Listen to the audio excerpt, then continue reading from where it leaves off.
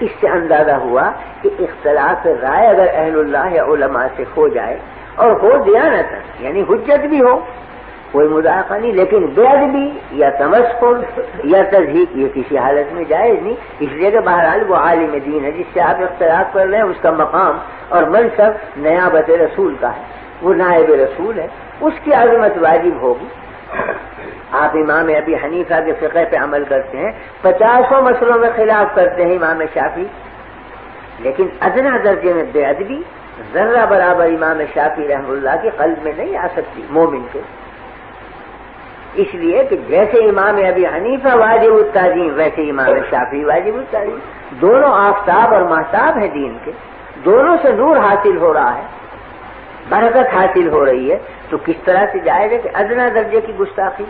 تو گستاخی کرنا جہالت کی علامت ہے، استہزاء کرنا جہالت کی علامت ہے۔ موسیٰ علیہ السلام نے جب نصیحت کی ہے قوم کو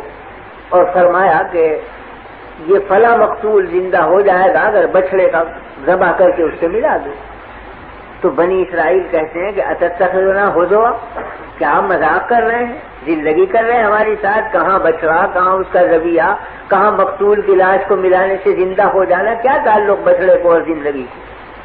اتتخذنا ہزوا، کیا مذاق کرتے ہیں آپ؟ فرمایا قال اعوذ باللہ ان اکون من الجاہلین، میں اللہ سے پناہ مانگتا ہوں کہ میں جاہلوں میں شمار ہوں، یعنی دلگی اور تمسخر جاہل کی علامت، یہ جاہلوں کا کام ہے، علم کا والوں کا کام نہیں ہے کہ تمسخر کریں، اس لیے کہ وہ ادب کے خلاف ہے اور ادب پر دین کا مدار، تو تمسخر بے ادبی اور بے ادبی سے دین ضائع ہوتا۔ تو ایک ہے رائے کا اختلاف، ایک ہے کسی عالم سے مسلک کا اختلاف، لیکن ایک ہے اس کی بے ادبی، اختلاف جائز ہے، بے ادبی کسی حالت میں جائز نہیں۔ میں نے حضرت مولانا تھانوی رحمۃ اللہ علیہ کو دیکھا، مولانا احمد رضا خان صاحب مرحوم سے بڑا اختلاف ہے، بہت سی چیزوں میں اختلاف، کہیں قیام کے مسئلے میں، کہیں عرس کے، کہیں میلاد کے، لیکن جب مجلس میں ذکر آتا تو فرماتے مولانا احمد رضا خان صاحب مرحوم، یہ فرماتے۔ ایک دفعہ مجلس میں بیٹھنے والے ایک شخص نے کہیں بلا مولانا کے احمد رضا کہہ دیا، حضرت نے ڈانٹا اور خفا ہوئے، فرمایا عالم تو ہیں اگرچہ اختلاف ہے رائے کا، تم منصب کب کی بے احترامی کرتے ہو، کس طرح جائز؟ رائے کا اختلاف اور چیز ہے، ایک عالم کی عزت کرنا اور چیز۔ تو بہرحال وہ حجت سے اختلاف کر رہے ہیں، یہ الگ چیز ہے کہ ہم اس کو خطا سمجھتے ہیں، ہم اس کو صحیح نہیں سمجھتے، لیکن جب وہ ایک حجت رکھتے ہیں غلط یا صحیح، تو حجت سے اختلاف کرنے کا حق حاصل ہے اہل علم کو، اس پہ توہین کا کیا مطلب، بے ادبی کا کیا مطلب؟ یہ برا سمجھا کہ لفظ مولانا نہ لگایا اسے، حالانکہ مولانا تھانوی رحمۃ اللہ علیہ کے مد مقابل تو مولانا چھوڑ گئے انتہائی گستاخی سے یاد کرتے ہیں، مگر مولانا اہل علم میں سے تھے، وہ تو نام اگر علم کا آیا تو ادب ضروری سمجھتے، چاہے مخالف ہو چاہے بالکل معاند بھی ہو، مگر ادب کا رشتہ ہاتھ سے نہیں چھوڑتے۔ میں نے سنا واقعہ حضرت مولانا محمد قاسم صاحب رحمۃ اللہ علیہ نانوتوی کا کہ دہلی میں قیام تھا تو حضرت کے خدام میں تھے وہاں چند حضرات مقیم، ایک تو حضرت شیخ الہند مولانا محمود حسن صاحب موجود تھے، دوسرے شاگرد مولانا احمد حسن صاحب محدث امروہی وہ بھی وہاں موجود تھے، حاجی امیر شاہ خان صاحب مرحوم وہ بھی حضرت کے خدام میں تھے، وہ بھی موجود تھے۔ تو مولانا احمد حسن صاحب مرحوم نے اپنے ہمجولیوں میں بیٹھ کر یہ فرمایا کہ بھئی دلی میں لال کنویں کی مسجد کے جو امام ہیں ان کی قرات بہت اچھی ہے، تو چلو کل صبح کی نماز ان کے پیچھے پڑھیں گے، قرآن شریف بہت اچھا پڑھیں۔ تو شیخ الہند رحمۃ اللہ علیہ نے غصے میں فرمایا کہ تمہیں شرم نہیں آتی بغیرت، وہ ہمارے حضرت نانوتوی کی تکفیر کرتا ہے وہ امام، ہم اس کے پیچھے نماز پڑھیں گے، جب وہ حضرت مولانا کو کافر کہتا ہے ہم نہیں پڑھیں گے ایسے شخص کے پیچھے نماز، اور کوئی ذرا سخت لہجہ اختیار کیا۔ یہ جملے حضرت نانوتوی کے کان میں پڑے، تو اگلے دن حضرت نانوتوی رحمۃ اللہ علیہ ان سب شاگردوں کو لے کر اسی مسجد میں پہنچے صبح کی نماز پڑھنے کے لیے، اسی امام کے پیچھے جا کے نماز پڑھی۔ نماز کا جب سلام پھیرا تو چونکہ لوگ اجنبی تھے یہ،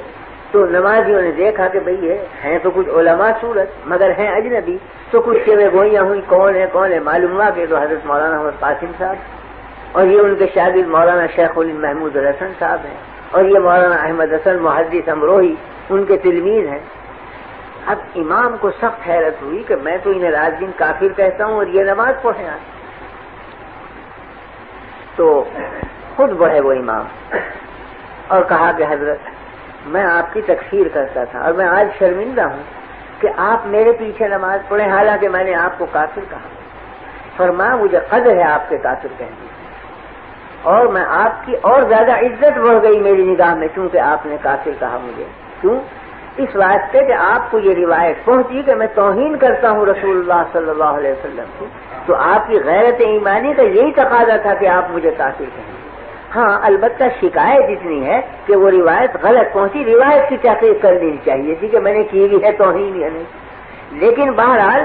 تکفیر کی بنا ہے توہین رسول، اور توہین رسول جو مسلمان سنے گا تکفیر واجب ہے کرنا، کہ وہ کافر کہے وہ دائرہ اسلام سے خارج ہو گیا جو توہین کرے نبی کریم صلی اللہ علیہ وسلم کی۔ تو فرمایا میرے دل میں قدر ہے آپ کی قوت ایمانی کی کہ آپ نے مجھے کافر کہا، اس لیے کہ آپ کو یہ خبر پہنچی کہ میں توہین رسول کرتا ہوں۔ ہاں شکایت اتنی ہے کہ آپ تحقیق کر لیتے کہ یہ خبر صحیح ہے یا غلط، تو میں عرض کرنے یہ آیا ہوں کہ یہ خبر غلط ہے، اور میں خود اس شخص کو دائرہ اسلام سے خارج سمجھتا ہوں جو ادنی درجے میں بھی توہین کرے نبی کریم صلی اللہ علیہ وسلم کی۔ اور اگر آپ کو یقین نہ آئے اور آپ سمجھتے ہیں میں کافر ہوں، میں اب آپ کے ہاتھ پر اسلام قبول کرتا ہوں، اشہد ان لا الہ الا اللہ و اشہد ان محمد رسول اللہ۔ وہ امام قدموں میں گرا، بچھا جاتا ہے بیچارہ۔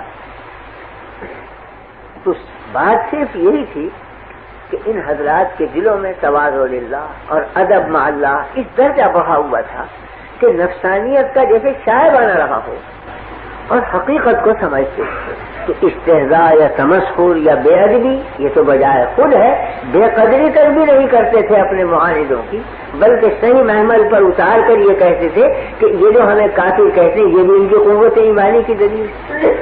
البتہ انہیں تحقیق کر لینی چاہیے کہ واقعی میں ہم توہین رسول کرتے ہیں یا نہیں، ہم معاذ اللہ دشمنان رسول ہیں یا دوستان رسول ہیں، اس کی تحقیق ان پر واجب تھی، بلا تحقیق کے حکم نہیں لگانا چاہیے۔ لیکن جو حکم لگایا وہ صحیح ہے، کیونکہ توہین رسول کرنے والا کبھی اسلام میں باقی نہیں رہ سکتا۔ تو میرے عرض کرنے کا مطلب یہ تھا کہ تعدب اور ادب یہ بنیاد ہے دین کی، جس کو عارف رومی نے کہا ہے نا کہ